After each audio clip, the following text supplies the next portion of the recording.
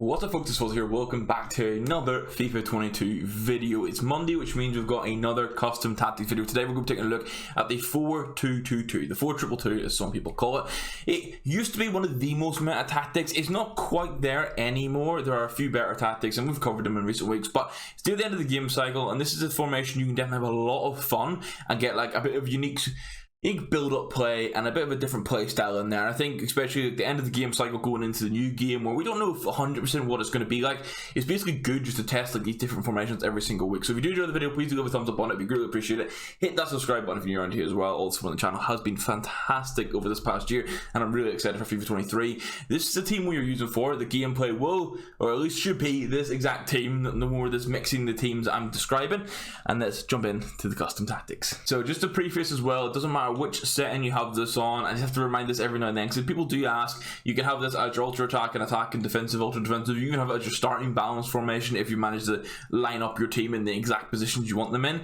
Doesn't matter at all. It doesn't impact. Like, you could have your most attacking formation on ultra defensive. It's not going to impact it at all. Mine is in this setting just because that's where I ended up testing it. And then for the defensive style, we're going to go balanced. I have been using press after possession loss a lot this year, and essentially the only two viable options are press after possession loss or balanced. With how we're going to set up the 4-2-2 though, we don't want to be constantly pushing every time we lose the ball. So that balanced play, like defensive style, where you can manually press here and there, is exactly what you're wanting. For the width, we're going to be going for, as it gets there, we're going to be going for a 43 width. So this is kind of, I always bounce between 40 and 50 for a 4-back system. For 3 of the backs or 5 of the backs, I'll drop it down to about 35. 43 was the sweet spot for this one. It's just kind of like you're going to have 2 defensive midfielders plus like the 4-back. You don't want to make it too narrow, but obviously you don't want to spread it too wide because essentially those defensive midfielders are going to be line up with the centre backs and kind of like trying to defend that space. If you have those fullbacks really far pushed out and someone's playing narrow, you're leaving big penetrative gaps. So that's where 43 worked the best. In regards to depth, we're not going too crazy with it, but I think my minimum that I like to play is 60, and in this case we're going to be going with 64. It gives you enough presence on the pitch to be able to do the manual pressing that we're discussing, but not so much so that like you're just going to endlessly hit with like big aggressive through balls and that kind of thing. And it just means you're stepped up a little bit in the pitch as well. I think the absolute minimum I would ever consider playing is 55. I'd say I don't think I've played lower than 60 this year. I try to go above 70, but like I say, for this system, you don't want to be too overly aggressive on the press and how high up you pitch you are, because you can get caught out very easily. On the offensive side of things, we're going to be playing long ball, which between long ball and fast bullet are kind of my favourites through FIFA 22. Hopefully we get more of this added into FIFA 23. I'd like to see they add it more in this year. I'd like to see this continually grow and give us more options of how we can play. It's going to be long ball, and then we're going to be playing direct passing, which on next gen is kind of like the only thing that really works. You kind of have to play balanced or direct passing. So direct passing for me works the best. You'll see with how we set up the players, but with having like the 2 cabs and 2 strikers and then wanting at least 1 fullback getting forward, the direct passing sort of helps into that play style very easily. Then for the width, we're going to go a little bit higher than what we had in the defensive side of things and go 53. I found this year that you can get away with a sort of like a maximum of 15 difference between your defensive width and your offensive width. Obviously there's a lot of transition in there. If you tried one on 40 and one on 70, you'd find the transitions to be really weird. On this system, I actually have been playing with quite a high amount of players in the box. I had been playing on 7. I'm going to recommend you play on 6. And for corners and free kicks, I actually had it on 5 backs. Then I'm going to recommend you play on 4. If you find 4 is still too much, try switching those down to 3. With 5 for me, I actually found I had more opportunities when like crossing the ball in. Didn't score all the time because it's still a bit harder to score. They've nerfed it quite a bit, but I had more opportunities to score, but I was left on counter attacks every now and then, and that's when I had it on 5. So I think if you swap this down to 4, have an extra man defending there, you'll be absolutely fine. This is how we line up in game. The best way to do this, honestly, is 2 box-to-box players that can attack. The only other, you could change one of these guys out to be someone like a Verratti or a Kante, who's like the medium-high work rates, but I found the Brella and Vertu set up works really well. They're both, I think, is high and a medium, and that combo works really well. And then it's like essentially attackers wise, you just want 4 attackers. Honestly, you could have 4 strikers at this point in the game, as long as it's someone who's been released in the past month or so. They're going to be high meta, and the backline is self-explanatory. 2 centre backs, 2 full backs, nothing too complicated there. The goalkeeper is on balance. We don't change anything there. That's fully default. The same for the centre backs. We never really change this, but just I always have to showcase it to you guys in case you hit the comments Someone's telling me what do I run on my centre backs, but there you go. Our left back is going to be stay back while attacking, and our right back is going to be fully balanced, which is the default setting. But you want one person to be stay back, one person to be balanced. You can like swap these around pretty freely, but it means you have to change something on the cams, which I'll showcase when we get to there.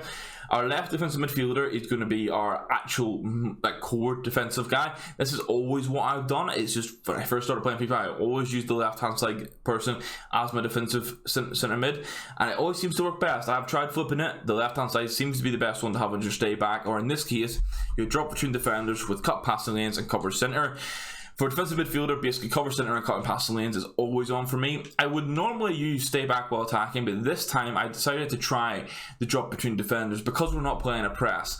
I wanted to see how it worked. I absolutely loved it. It's one of the few times you can get away with running a drop between defenders and not having your other defender on stay back, and it was very fun to play with. Viewer 2, who's your right defensive midfielder in my case, is going to be get forward and cover centre. So when defending, we still want basically your two defensive midfielders to like sort of block that the core central line in front of the two centre backs. But you do want this guy to get forward. Viewer 2 got in a lot of good positions for me. You can kind of see just looking at the formation how much gap there is. It's kind of like a hexagon there from the two defensive midfielders, the cams and the strikers.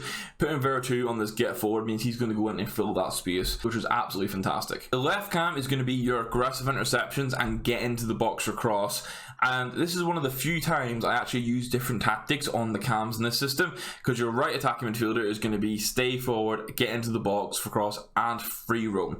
Now, as I say, my left back is my stay back while attacking player. If I wanted to flip this and put my right back as my stay back while attacking player, basically you want to flip your cams as well. So essentially, if you're flipping these fullback tactics around and you want your right back to be stay back, your left back to be attacking, you want to just reverse what I've done for the cam here. It might not make too much of a difference, but for my testing, I found that was like the best way to work it, because Messi is on free roam and Thiago Mendes is on balance. So when Mendes goes forward, he just reacts to Messi's positioning, which is, you are relying on the AI a little bit there, but it worked very well for me. My left striker is my stay central and stay forward. I didn't have get in the box or cross on, but be aware I did toggle this sometimes at half time, and they had to be reactive to the gameplay. Now my right striker is just get in behind. So when you don't have your left striker on get in behind, obviously sometimes he will make those runs. It's a mixed attack. Sometimes I'd find in the attacking phases, depending on how the other person was playing, Zapata would just kind of like drift a little bit deeper, almost playing like a centre forward false 9 role in the mixed attacking, and it was Mbappe, St. Maximin and Messi getting forward. If I found that was an issue, in most games it wasn't, but sometimes it would be an issue at half time, or if I just needed to pause it, I just pause and switch one to get in behind. So just always remember that you have to be reactive with these tactics. It's not necessarily going to work in every single game, and there's always things you can tweak, but that's how I line it up with tactics and instructions. And let's have a look at some of the gameplay I managed to capture. It's this first clip. It's kind of a bit of a counter attack. You see here, he had the ball with Darwin. He was trying to pull it up. I managed to get it through to Vera 2, put a through ball to St. Maximin, and I just held up the play in this situation. Like, what you find at the minute in the game, obviously I could try and take it around the keeper, but in these situations here when you're one-on-one, he's put the keeper centrally. At the minute, I find that regardless which side you go for, this keeper is going to make some amazing, like, intense save that like just blows your mind and might tilt you a little bit. I was reactive in this case. I would normally went round the keeper, but he expected that. You actually see the keeper movement slightly to the side. He thought I was going to take the ball at maximum. I just waited for Mbappe to make the run in, and we got in for the goal. I say that was very much just a case of picking the ball up on a counter attack. He spun around here. Vertu managed to go in CPAI quite nicely for me, and we just hit the ball straight to the maximum. And you see what I was discussing a minute ago, but where Zapata's playing, like Messi is my right cam, this is my left cam, right striker, left striker here, not on getting behind, sort of drops into that space behind him. And I say most of the time this was nice, but just be aware you may need to flick him on to get in behind sometimes. This is a nice little bit of build up. He managed to step up with Roberto Carlos and win the ball back, and this is very much counter attack. You can see he's only got 2 players back. We straight away, we can argue a 4-on-3 maybe, but really it's a 4-on-2. I play a big aggressive ball. Tried to play to Zapata, maybe got a little bit lucky. You see Messi on the free roam just fills the space nicely, doesn't go offside, and it's such a cheeky, that was meant to be a finesse, he just like taps it into the net. All sunshines and rainbows though. We do concede a goal in this game. You see it's a 4-run wedge quit. Maybe it could have got a bit more aggressive than my player there. Got it through to Ronaldo, literally just hits it first time and scores. It was, I don't know so much about the formation. You can kind of see this was Barella, Vera 2 holding space there. And it's just, he just has a bit of open space, because there's not much I can really say. I don't know if that's under the formation. I think that's just a bit of FIFA and a bit of natural gameplay. Also, here's an example of what I was discussing from the corners. You can see how stacked my box, his box is here, and really it leaves a 2-on-1. If you look at the bottom of the screen here, we got one player holding back, another player beside his player. All it takes was him winning the ball back here, which just bounce goes to him, and you can see straight away this is like a 2-on-2 kind of situation here, maybe 3-on-3 if you're including those guys. I was fine in this situation. I did almost lose the ball again, but I was able to recover and go attacking again, and that was with it on 5 and 5 for like the corners and free kicks with 7 players and they get into the box. So I think if you play it on 4, you'll be absolutely fine. Now, we've been discussing Zapata not getting into the box. Here I did an L1 pass, which obviously sent him on it, so he's going to be making an active run. The space opened up for St. Maximum, was able just to play it through to Duvan again. With this being a long ball and direct passing setup, you're going to be relying on those sort of plays quite often. It's going to be like getting the ball back and those sort of, I'm going to say the 3 core players, because Mbappe isn't going to stay forward, and the others, he'll drop back a little bit. So you really have like that core 3. If you're right attacking midfielder and your 2 strikers, you're going to be getting the ball back and just trying to pump balls long. You see here already, everyone's keen to make these runs. And this is going to be the last goal here before we got the rage quit. Obviously, that Cahill shapeshifter card I actually got to use a little bit this weekend. It was fantastic. We're going to call that one a little bit lucky. Like, that was not meant to be. Pretty sure I meant to shoot in this situation. We'll see it again here on the replay, but that's kind of like the position. Kaiser was my left cam in this situation. You know, 4-1 got a rage quit. Hard to beat. Now, note that this is another 4-1 rage quit. It was a very dominant win. I think in the end, the guy only had a couple of shots before the rage quit came through, and we had been dominating the game. But there is an example that shows the risk of stepping up in this system, and I need to showcase that for you guys. As I say, the long ball that I've been talking about here, everyone's just very keen to make these runs for us. I did have Abraham at the team actually before I put Zapata in. But it's just, I like the aggressive sort of through ball style of play, so long ball and direct passing works really well for that. It also gives you the opportunity with the direct pass, you can easily just cut back and do a bit of recycle on the ball and it'll be fine. Now, we've been saying about how Zapata kind of sits a little bit deeper and can act as like a bit of a build-up player. Actually, I had my players in slightly different positions in this case. At this stage, St. Maxim was my left attacking midfielder, and Mbappe was playing striker with Zapata, and then Messi was up here at right attacking midfielder. Sorry, Abraham, not Zapata. But we managed to get the ball with Abraham. He tries to turn again, and this just gives us the opportunity to run it into the corner, cut it back a little bit. We do what, 2 turns there just to throw it off. I think the first one would have been an easy read, like an obvious one. So if you get in these situations, I try not to do this too much because it is a very sort of, it's the BS way of playing FIFA. I feel this year, just to run to the byline and spam skill moves. But this is going to be an obvious one that if I turned here and then went for the pass straight away, like that was being read, and that's what a lot of people will do. Just doing that second little bit of adjustment and then playing the ball through can open some extra opportunities for you. Just about a little bit of patience. This is a true just counter-attack element from this system. We managed to win the ball back here, and it's not like he's stretched. You can see he's got his 4 defenders there and his 3 midfielders all holding space.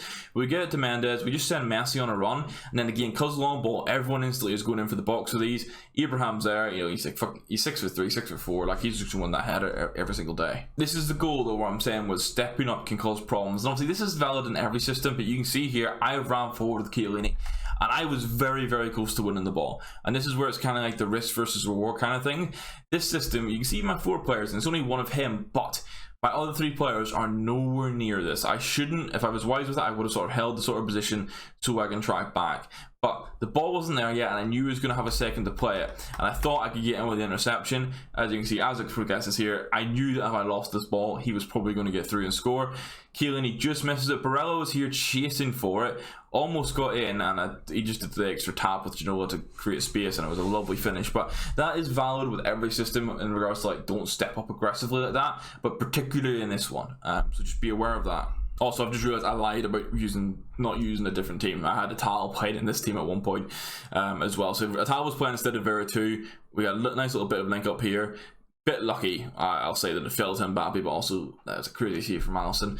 But Atal was playing with Vera 2 would, so you could imagine these are the sort of positions Vera 2 would get in. Obviously, I step up and win the ball with him, and then instantly I'm playing L1 passes to try and get him involved. I've mentioned patience already through this game specifically, but this is another example of it here. A lot of people would have just got the ball with Messi and wanted to drive in on the box. You see here that I'm trying to get it back to when the ball arrives to him.